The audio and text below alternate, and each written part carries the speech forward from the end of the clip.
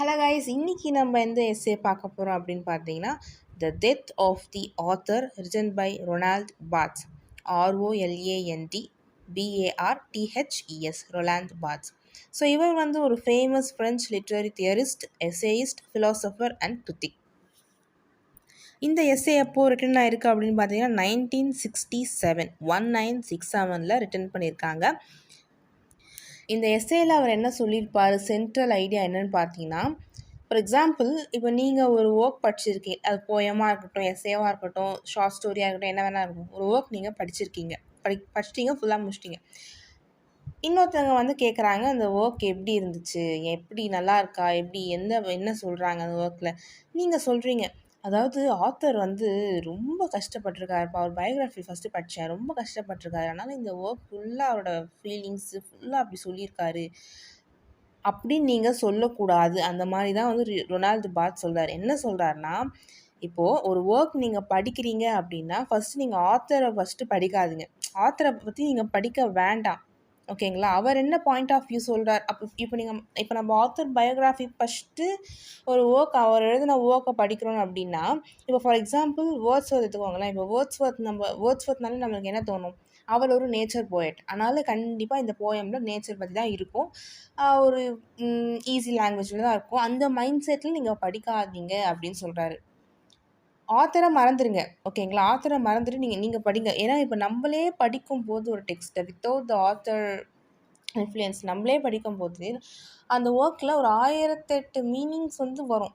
நிறைய புது புது மீனிங் நமக்கு வந்து தோணும்னா, புது புது தாட்ஸ் தோணும். இப்போ நம்ம ஆத்தர் பாயிண்ட் ஆஃப் வியூவில் படிக்கும், ஆத்தர் என்ன சொல்கிறாரு அதுதான் நம்ம பார்ப்போமே தவிர, ஒரு தாட் தான் வருமே தவிர, நம்மளே ஆத்தரை விட்டுட்டு நம்மளே படிக்கும்போது நிறைய தாட்ஸ் வந்து ஃபார்ம் ஆகுது.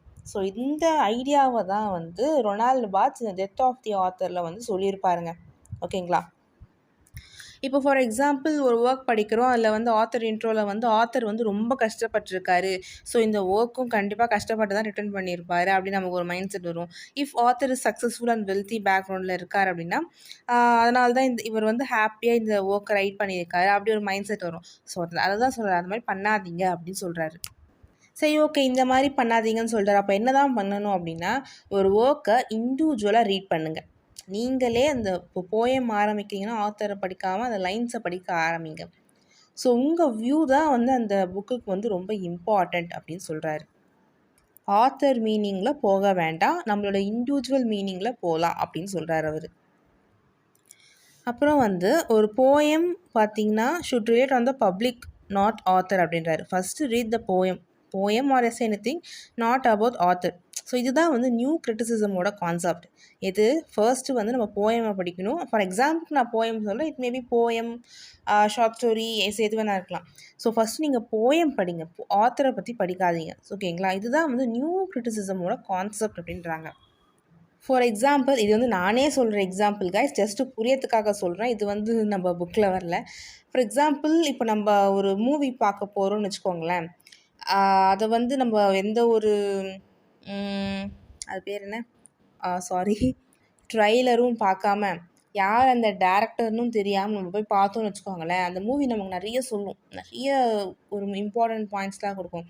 இதுவே நான் ஒரு மூவிக்கு போகிறேன் அப்படின்னா, நான் யார் டேரக்டர், சங்கர் அப்போ கண்டிப்பாக பிரம்மாண்டமாக எடுத்திருப்பார், நிறைய சாங்ஸ் நல்லா சூப்பராக வரும், அந்த மாதிரி போகணுன்னு வச்சுக்கோங்களேன், அது நம்மளால் நமக்கான பாயிண்ட் ஆஃப் வியூவில் யோசிக்க முடியாது. ஸோ இதுதான் வந்து ஒரு ஆத்தர் அண்ட் ஒர்க்கில் சொல்கிறாரு. ஓகேங்களா? இது நானாக ஜஸ்ட்டு சொன்ன ஒரு எக்ஸாம்பிள். அதாவது ஆத்தர் என்ன மீன் பண்ணியிருக்காங்கன்னு யோசிக்காதீங்க. ஓகேங்களா? ஆத்தர் என்ன, அதாவது ஒரு புக் படிக்கலாம்னு வச்சுக்கோங்களேன், இதில் ஆத்தர் என்ன சொல்ல வராருன்னே தெரியலையேன்னு சொல்லுவோன்னு பார்த்தீங்களா? அந்த மாதிரி யோசிக்காதீங்க. உங்களுக்கு என்ன தோணுதோ அதுதான் அதுக்கான மீனிங் அப்படின்னு ரொனால்ட் பாத் சொல்கிறாரு. ஓகே கைஸ், இந்த எஸ்ஏல பார்த்தீங்கன்னா 7 செக்ஷன்ஸ் இருக்குது. நான் ஒரு செக்ஷனும் ஷார்ட்டாக சொல்கிறேன், கேட்டுக்கோங்க. ஸோ ஃபர்ஸ்ட் செக்ஷன் எதை பற்றி டீல் பண்ணுது அப்படின்னு பார்த்தீங்கன்னா, பல்சாக் அப்படின்ற ரைட்டர், BALZAC, பல்சாக்கோட செராசின் அப்படின்ற ஒர்க்கை பற்றி சொல்லுவாங்க. செராசின், SARRASINE. ஸோ பல்சாக்கோட செராசின் அப்படின்ற ஒரு ஒர்க்கை பற்றி சொல்கிறாங்க. இதில் என்னென்னா ரொனால்ட் பேட் வந்து சம்திங் இந்த எஸ்ஏ பற்றி ஒரு ஸ்டோரி பற்றி இதில் இருக்க ஸ்டோரி நமக்கு சொல்ல போகிறாரு. ஓகேங்களா? என்னென்னா சராசின் அப்படின்றவன் வந்து ஒரு உமனை பார்த்து he is falling in love. அந்த உமன் வந்து ஒரு சிங்கர். ஓகேங்களா? அவன் வந்து பார்த்த உடனே அட்ராக்ட் ஆகி லவ் வந்தது. அப்புறம் வந்து அவனுக்கு தெரிய வருது இந்த மாதிரி she is not a woman. ஒரு ட்ரெஸ் பண்ணிக்கின்னு ஒரு ஒரு டிஸ்கைஸில் அவள் உமனாக இருக்கா. But actually he is a men. ஓகேங்களா? அது வந்து கொஞ்ச நேரம் கழிச்சு தான் அவனுக்கு ஒரு டவுட் வருது. ஓ இவ பொண்ணு இல்லையா அப்படின்னு ஒரு டவுட் வருது. ஸோ இந்த மாதிரி தான் so like this only literary writing அப்படின்றாரு. என்னென்னா எது நேச்சர் ஆஃப் ரைட்டிங்னு ஒரு ஆத்தர் இல்லாமல் நம்ம ஃபைண்ட் அவுட் பண்ணும் போது தான் ஒரு மீனிங்க்கு வரும். ஓகேங்களா? ஸோ அதை வந்து இந்த செராசின் பெல்ஜாக்கோட செராசினோட அந்த குட்டி எக்ஸாம்பிள் வச்சு அவர் சொல்கிறாரு. இது செக்ஷன் 1. அண்ட் செக்ஷன் 2 வந்து பார்த்திங்கன்னா என்ன சொல்கிறாரு பார்த்தீங்கன்னா, ரீடர்ஸ் ரைட்டரோட பயோகிராஃபி ஃபேக்டில் படிச்சுட்டு இதுதான் இன்டென்ஷனாக இருக்கும் அப்படின்ட்டு முடிவுக்கு வரக்கூடாது. ஓகேங்களா? ஆல்ரெடி சொன்ன பாயிண்ட் தான் செக்ஷன் 2ல் சொல்கிறாரு. அதாவது அதே தான் சொன்னார். ரீடர் வந்து ரைட்டரோட பயோகிராஃபி ஃபேக்ட்லாம் படிச்சது இதுதான் இன்டென்ஷனாக இருக்கும், இதுதான்ப்பா கன்ஃபார்ம் இப்படி தான் இருக்கும்னு சொல்லி நீங்கள் முடிவுக்கு வரக்கூடாது அப்படின்னு சொல்கிறாரு செக்ஷன் 2ல். So let move to the section 3. Writing is disconnected from author அப்படின்றாரு. அதாவது இப்போ ஒருத்தங்க வந்து அவங்கள பற்றியே அவங்க ரைட் பண்ணாலும், ஒரு ரைட்டர் வந்து அவங்கள பற்றியே அவங்க ரைட் பண்ணாலுமே பார்த்திங்கன்னா அவங்கள நிறைய கேரக்டர்ஸை க்ரியேட் பண்ணியிருக்கலாம். ஓகேங்களா? இப்போ ஒரு கேரக்டர் அவங்களுக்கு அந்த ஒர்க்கில் தேவைப்படுது, அவங்கள பற்றி அவங்கள எழுதினாலும் ஒரு கேரக்டர் ஒரு கேரக்டர் வந்து தேவைப்படுது அப்படின்னா அவங்களே ஒரு கேரக்டரை வந்து க்ரியேட் பண்ணி அந்த ஒரு கேரக்டருக்கு உயிர் கொடுத்துருக்கலாம். ஓகேங்களா? ஸோ இந்த மாதிரி அவங்களே அவங்கள பற்றி எழுதியிருந்தாலும் அது வந்து கொஞ்சம் உண்மை இல்லை, கொஞ்சம் தான் உண்மை இருக்குது. சில கேரக்டர்ஸ் அவங்களே உருவாகிருக்கலாம். அப்படி இருக்கும்போது அவங்களே க்ரியேட் பண்ணியிருக்கலாம் போது நீங்கள் ஏன் ரிலேட் பண்ணுறீங்க அப்படின்னு கேட்குறாங்க. வேறு ஒன்றும் இல்லை. ஓகே. செக்ஷன் 4. இப்போ ஒரு டெக்ஸ்ட் எடுத்துக்கிட்டோம் அப்படின்னா நம்ம எப்படி படிக்கணும் அப்படின்னா ஆத்தருக்கு எந்த ஹிஸ்ட்ரியும் கிடையாது. ஓகேங்களா? ஸோ இந்த டெக்ஸ்ட் வந்து ப்ரெசண்ட்க்கு ரிலேட்னு ரீட் பண்ணணும். இந்த இந்த நம்ம படிக்கிற டெக்ஸ்ட் வந்து இந்த ப்ரெசன்ட் சுச்சுவேஷனுக்கு ஏதோ ரிலேட் பண்ணுது அப்படின்னு நினச்சி படிங்க. ஓகேங்களா? அதாவது ஹிஸ்ட்ரிலாம் நீங்கள் விட்டுடுங்க. ஓகேங்களா? அதெல்லாம் விட்டுருங்க. நீங்கள் படிக்கிற டெக்ஸ்ட்டோ இல்லை ஏதோ வந்து இந்த ப்ரெசன்ட் சுச்சுவேஷனுக்கு உங்களுக்கு ஏதோ சொல்ல வருதுன்னு படிங்க அப்படின்றாரு. Next section 5. செக்ஷன் 5ல் என்ன சொல்கிறான்னு பார்த்தீங்கன்னா, அதாவது ஒரு டெக்ஸ்ட் வந்து ரைட்டர் ரைட் பண்ணுற மாதிரியே பப்ளிஷ் ஆகாதுன்றாரு. ஓகேங்களா? அவங்க என்ன ஒரு அப்படியே A to Z அவங்க ரைட் பண்ணுறது அப்படியே வந்து பப்ளிஷ் ஆகுமான்னு பார்த்தீங்கன்னா ஆகாது. இதுக்கு வந்து எக்ஸாம்பிள் வந்து பைபிள் சொல்கிறாங்க. ஸோ பைபிள் வந்து நிறைய லாங்குவேஜஸில் வந்து எழுதியிருக்காங்க. ஸோ ஒன்று டிஃபர் கண்டிப்பாக ஆகும். ஓகேங்களா? இதுதான் செக்ஷன் 5ல் சொல்லியிருக்காங்க. செக்ஷன் 6. ரீடர்ஸ் தான் பார்த்தீங்கன்னா ஒரு டெக்ஸ்ட்டோட ரியல் மீனிங்கை ஃபைண்ட் அவுட் பண்ணணும் அப்படின்னு சொல்கிறாங்க. ஆத்தர் கான்செப்ட்னு போகாது. ஓகேங்களா? ஆத்தர் கான்செப்ட்னு நம்ம போக வேணாம். நீ என்ன அண்டர்ஸ்டாண்ட் பண்ணுறீங்க, நம்ம என்ன அதில் அண்டர்ஸ்டாண்ட் பண்ணுறோம், அதுதான் வந்து முக்கியம். நம்மளோட மைண்டில் வர மீனிங் தான் வந்து ஒரிஜினல் மீனிங். ஓகே, நீங்கள் ஆத்தர் பாயிண்ட் ஆஃப் வியூக்கு போக வேணாம் அப்படின்னு சொல்கிறாங்க.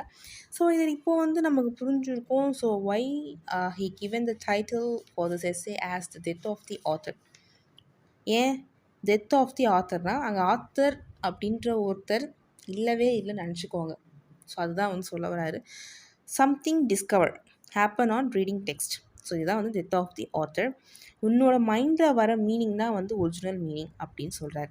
ஸோ செக்ஷன் 7ல் வந்து எதை பற்றி டிஸ்கஸ் பண்ணியிருப்பாங்க அப்படின்னு பார்த்தீங்கன்னா, ஃபஸ்ட்டு நம்ம செக்ஷன் 1ல் சொன்னோம் இல்லைங்களா, செராசின், பல்ஜாக் செராசின், அது பர்டிகுலர் கோட்ஸ் பற்றி அவங்க வந்து டிஸ்கஸ் பண்ணியிருப்பாங்க. அவ்வளோதான். ஓகே கைஸ், இந்த எஸ்ஸே தான் முடிஞ்சிச்சு. இதில் நான் உங்களுக்கு ஒரு இம்பார்ட்டன்ட் கோட் சொல்கிறேன்.